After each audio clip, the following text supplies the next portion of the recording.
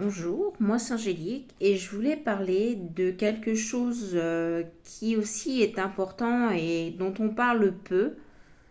C'est du handicap, mais pas du handicap physique qui existe bien entendu et qu'on repère très facilement. Ça va être une personne en fauteuil roulant, ça va être une personne qui marche à l'aide de béquilles ou d'un déambulateur et qui, tant bien que mal, arrive à se déplacer.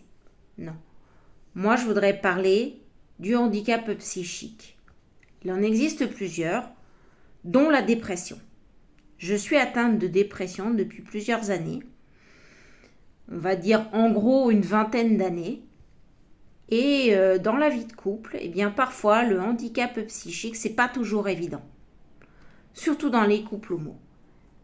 Il faut savoir que dans les couples homo, si l'un des deux a un handicap, au moment de la séduction, on ne va pas le mettre en avant.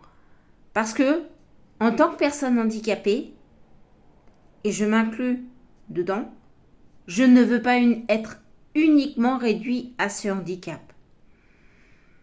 J'ai d'autres qualités, j'ai aussi des défauts, bien entendu, je suis comme tout le monde, je vis comme tout le monde, j'ai des choses que j'aime faire, comme tout le monde, il y a d'autres que je n'aime pas, bien sûr, il y a des choses qui me plaisent plus ou moins, et puis il y a des choses que je suis obligée de faire pour pouvoir vivre. Alors moi, je ne fais pas partie des gens, et ça, bien entendu, c'est aussi le cliché, parce qu'on a un handicap psychique, on va nous dire «Oh, mais c'est bon, t'as qu'à te bouger» ou «Oh, bah c'est bon, c'est pas grave, tout ça». C'est pas vrai. Parce que on va dire, et bien sûr, les médias participent à ça, on va parler par exemple d'une personne qui est schizophrène. On va forcément dire mais cette personne-là, elle est dangereuse. Cette personne-là, elle va réagir violemment. Cette personne-là, elle est impulsive. C'est pas vrai.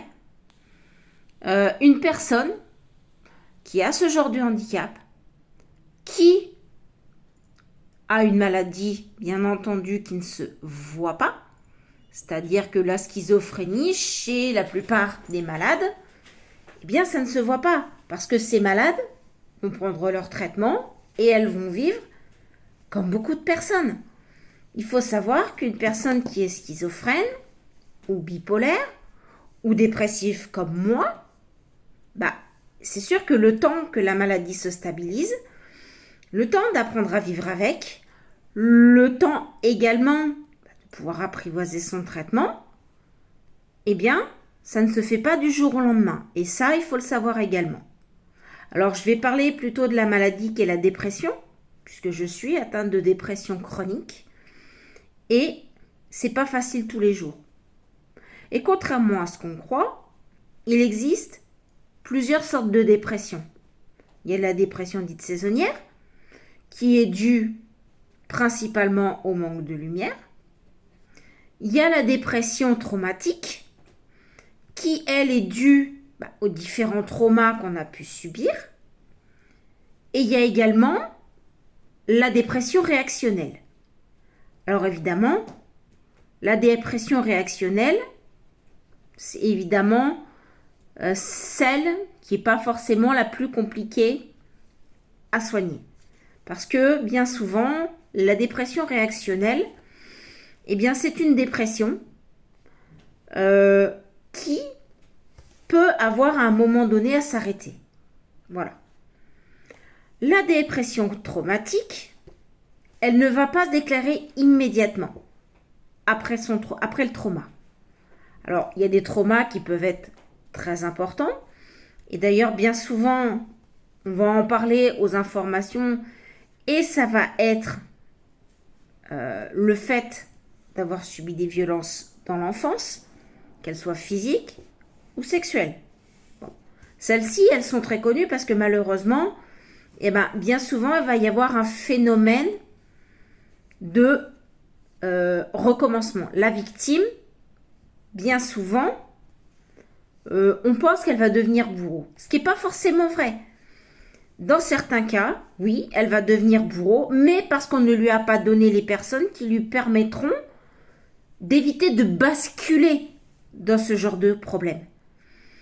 Alors quand on laisse un enfant, entre guillemets, se débrouiller tout seul avec ce genre de trauma, quand on a un parent ou deux dysfonctionnels, forcément par la suite, ça ne va pas aider l'enfant. Mais dans la majorité des cas, eh bien, cet enfant va enfouir son traumatisme au fond de lui, et quand ça va ressortir, eh ben, ça va être une bombe à retardement, et souvent, ça va se montrer par des accès de violence, par des accès d'automutilation. Ça existe aussi.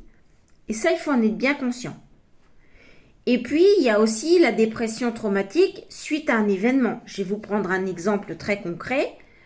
Comme les personnes qui ont vécu, eh bien, malheureusement, les attentats du Bataclan, par la suite, ces personnes-là, pour les survivants, peuvent développer ce qu'on appelle une dépression traumatique. Et bien évidemment, il va leur falloir un certain temps pour pouvoir s'en sortir. Et bien entendu, dans chaque dépression, il ne faut pas hésiter à faire appel à un professionnel. Et si, eh bien, ce professionnel ne vous convient pas, il ne faut pas hésiter à en changer. Parce que c'est le prix à payer, entre guillemets, pour aller mieux. Alors, moi, ce que je peux dire, c'est que on peut faire appel à un psychologue et à un psychiatre. Il ne faut pas confondre les deux. Un psychologue, il libère la parole. Alors, quand on a un bon psychologue, bien souvent, il ne va pas vous donner des réponses toutes faites. Il va vous donner des pistes et va les explorer avec vous. Alors, il y a des méthodes qui fonctionnent, d'autres pas du tout, d'autres un peu moins bien, d'autres temporaires. Et petit à petit, au fur et à mesure de la thérapie, on va avancer par petites touches. Mais il ne va pas vous donner des réponses toutes faites. Voilà. Et ça, c'est ce qui permet aussi d'avancer.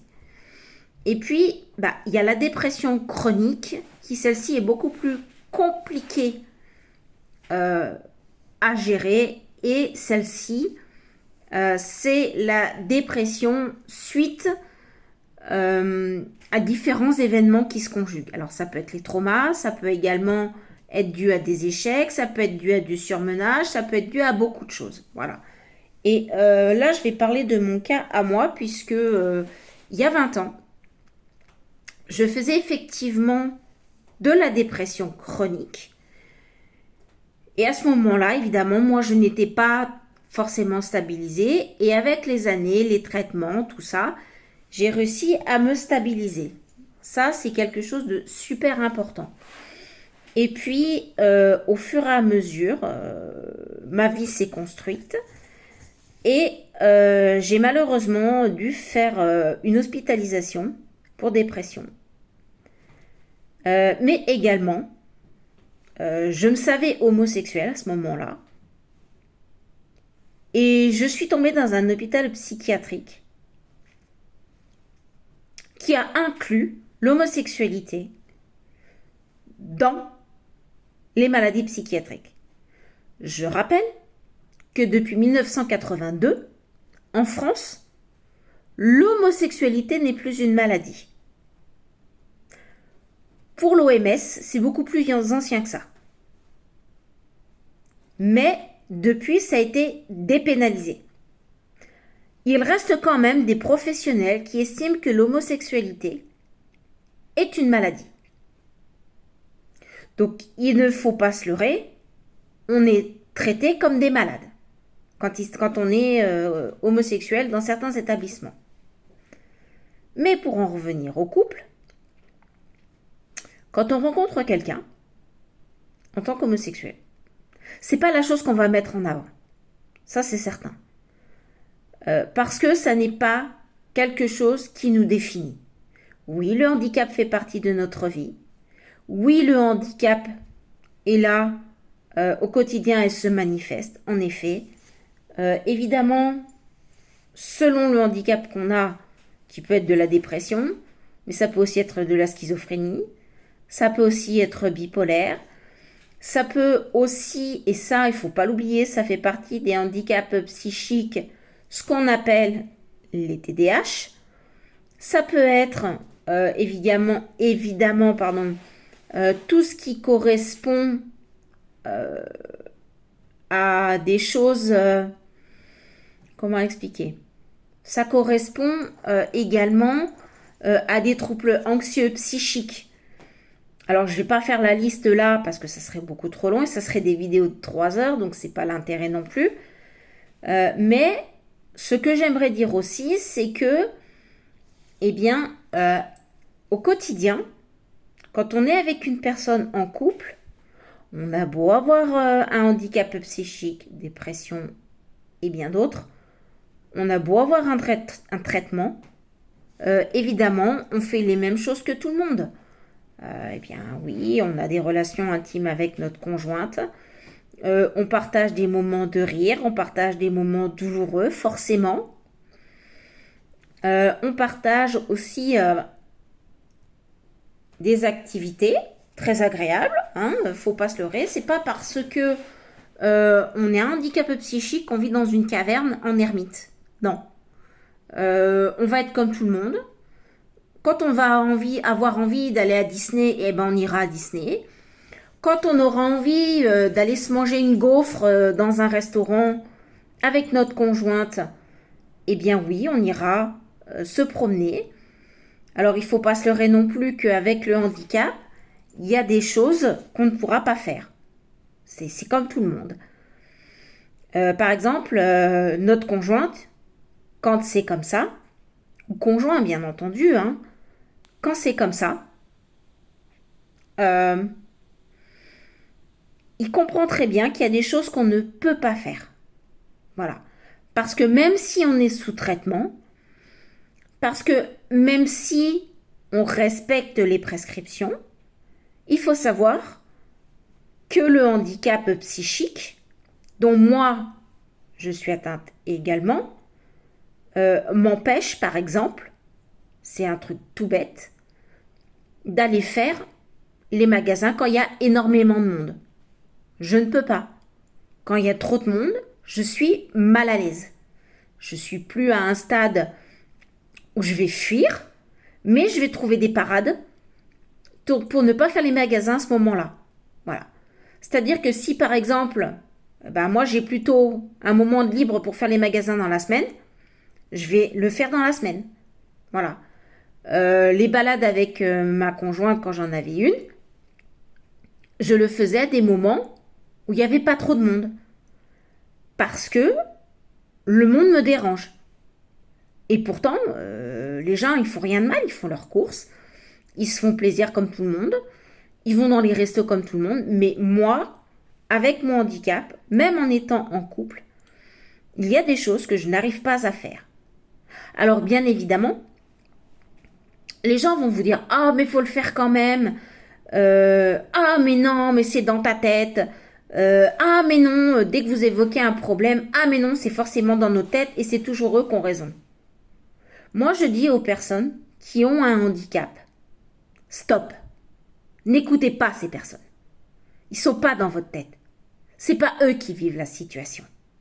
Donc, quand on vous dit, mais ouais, mais t'as qu'à sortir, ça te fera du bien. Et si vous, dans votre tête, dans votre corps vous dit non, je reste chez moi en sécurité. Écoutez votre instinct. Écoutez ce que votre corps vous dit. Ça n'est pas la peine de vous mettre dans une situation qui va vous mettre très mal. Tout ça parce que les autres ont dit qu'il fallait faire comme ça. Non. Faut pas les écouter. Et les gens qui vous disent ça bien souvent, soit ne font pas partie du monde psychiatrique, soit ils en font partie, mais ça fait tellement peu de temps qu'ils ne peuvent pas se mettre à votre place. Donc, dans ces cas-là, et je parle aussi en mon nom propre, quand c'est comme ça, écoutez-vous, faites en sorte de faire ce qui vous fait du bien et pas écouter les autres. Je parle de mon cas personnel. Quand je me sens pas bien, Parce qu'il ne faut pas se leurrer, le handicap ne disparaît pas du jour au lendemain. Ça, c'est certain.